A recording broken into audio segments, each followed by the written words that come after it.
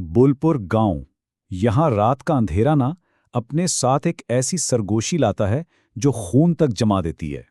एक माँ की पुकार जो मौत की सरहदों को भी पार कर गई है और आज भी अपने बच्चे को ढूंढ रही है। तो ये कहानी सिर्फ एक भूत की नहीं, ये एक ऐसी अजियत की दास्तान है जो मरने के बाद भी खत्म नहीं हुई। मेरा बच्चा कहाँ है? सोचिए, ये सिर्फ एक सवाल नहीं है, ये तो बैलपुर की रातों में गूंजने वाली एक ऐसी चीख है जो सुनने वाले के दिल में खौफ भर देती है। ये एक ऐसी माँ की आवाज है जिसकी ममता को मौत भी नहीं छीन सकी। तो आइए मिलकर जानते हैं कि आखिर इस आवाज के पीछे कौन सी कैसी अलमनाक कहानी छुपी हुई है।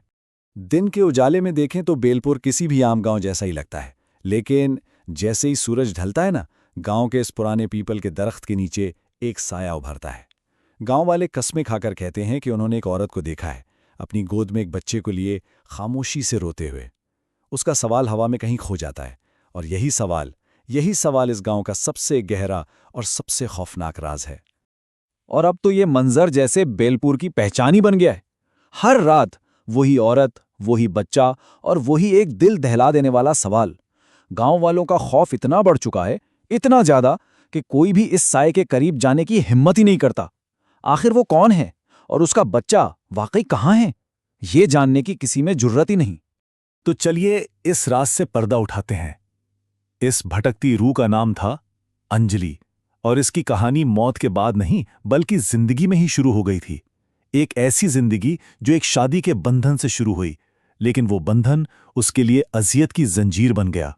अंजलि की जिंदगी ना उम्मीद और हकीकत के बीच एक लकीर थी। एक तरफ एक दुल्हन की उम्मीद थी, एक नया खानदान, एक अच्छा मुस्तकबिल, इज्जत की जिंदगी, और दूसरी तरफ थी बीवी की हकीकत, जहां उसे गुलाम जैसा सलूक मिला, रोज की अजियत सहनी पड़ी, और वो हर बात के लिए इल्जाम तराशी का मरकज बन गई। उसके सारे ख्वाब, सारी उम्मीदें शादी के पहले हफ्ते में ही जैसे दम तोड़ गई। और अंजलि की अजियत वक्त के साथ बस बढ़ती ही चली गई। देखिए ना, पहले साल उसे कम जहेज के ताने सहने पड़े, तीसरे साल तक बेऔलाद होने का इल्जाम उस पर लगा दिया गया, और पांचवें साल आते आते अपने शौहर रघुवीर के हाथों बाकायदगी से नशे में धुत होकर मार खाना उसका मुकद्दर बन गया। धीरे धीरे सरगोशियां चीखों में बदल गईं, और ताने तो जैसे उसकी किस्मत ही बन गए। तेरे बाप ने दिया ही क्या था? 2 बर्तन और एक पुरानी अलमारी। ये जहरीले अल्फाज ये रोज उसके कानों में पड़ते थे। इसका ससुराल उसे एक सरमायाकारी से ज्यादा कुछ नहीं समझता था, और उसकी तजलील करके वो जैसे अपना मुनाफा वसूल करते थे। ये सिर्फ पैसों की बात नहीं थी, ये तो उसकी रूह को हर रोज कत्ल करने जैसा था। और फिर जब सालों तक घर में बच्चे की कुलकारी नहीं गूंजी, तो सारा का सारा मलबा अंजलि पर गिरा दिया गया। वो हमें एक औलाद भी नहीं दे सकी। ये उसके लिए सबसे बड़ा दुख था, क्योंकि वो खुद भी तो मां बनना चाहती थी। लेकिन उसके ससुराल वालों को उसकी ख्वाहिश से भला क्या गर्ज, उन्हें तो बस अपना वारिस चाहिए था।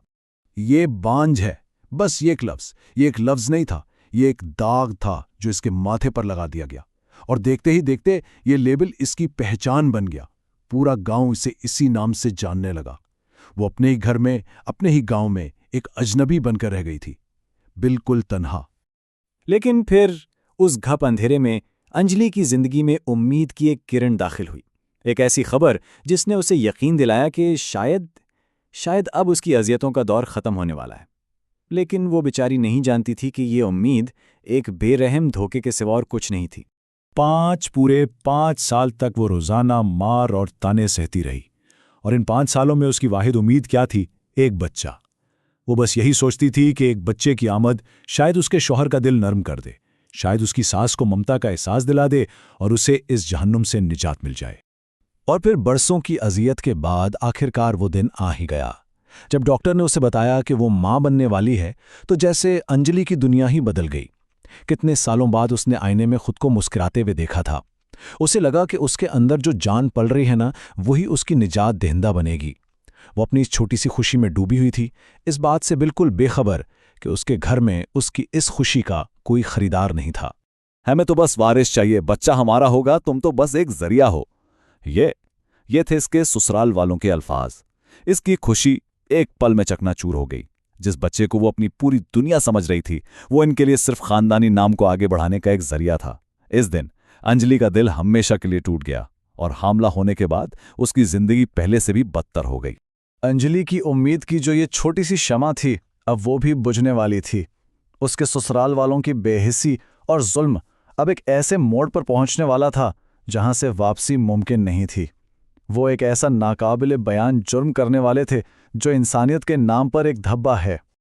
हमला होने के बावजूद उस पर जरा भी रहम नहीं किया गया। इसे अक्सर भूखा रखा जाता और सारा दिन जानवरों की तरह काम करवाया जाता था। इसका अपना जिस्म कमजोर से कमजोरतर होता जा रहा था, लेकिन वो फिर भी अपने अंदर एक नई जिंदगी को पाल रही थी। डॉक्टर ने उसे खबरदार भी किया था कि ये कमजोरी इसके और बच्चे दोनों के लिए खतरनाक है, लेकिन घर में उसकी सुनने वाला कोई था ही नहीं। और फिर वो दिन आया। वजह क्या बनी? ठंडे खाने की एक प्लेट। सोचिए, बस इतनी सी बात।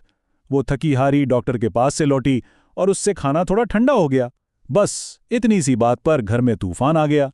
इसकी सास की चीखों के बाद इसका शराबी शौहर रघुवीर उठा और उसकी आंखों में खून उतरा हुआ था। रघुवीर ने उसे बेदर्दी से मारना शुरू कर दिया।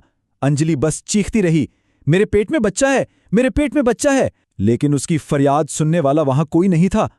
उसने अपने आखिरी सांस तक अपने हाथों से अपने पेट को बचाने की कोशिश की, लेकिन फिर उसकी चीखें और उसकी जिंदगी दोनों एक साथ हमेशा के लिए खामोश हो गईं। और उसके बाद जो हुआ वो शायद कत्ल से भी ज्यादा हौलनाक था। कोई पछतावा नहीं, कोई खौफ नहीं, बस एक सर्द हिसाब किताब था। फैसला हुआ, कोई आखिरी रसूमात नहीं होंगी।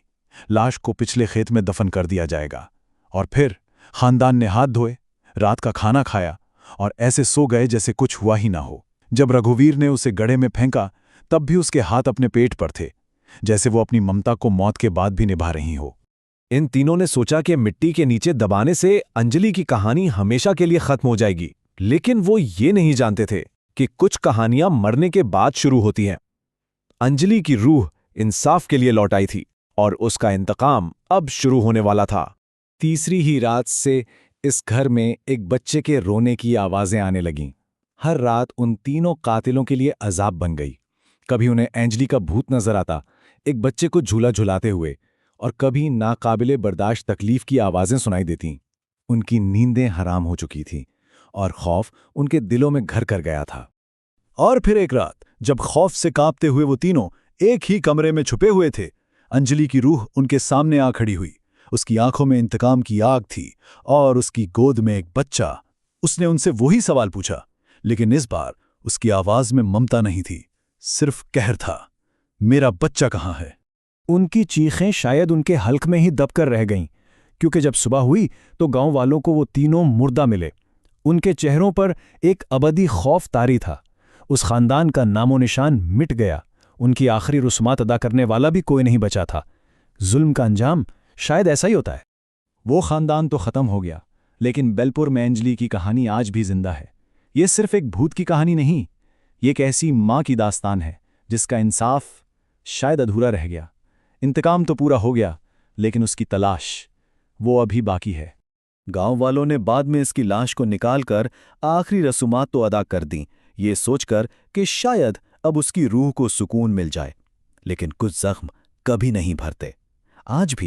आज भी बेलपुर की ठंडी रातों में जब कोई उन खेतों के पास से गुजरता है तो उसे एक माँ की सरगोशी सुनाई देती है, जो आज तक पूछ रही है, मेरा बच्चा कहाँ है?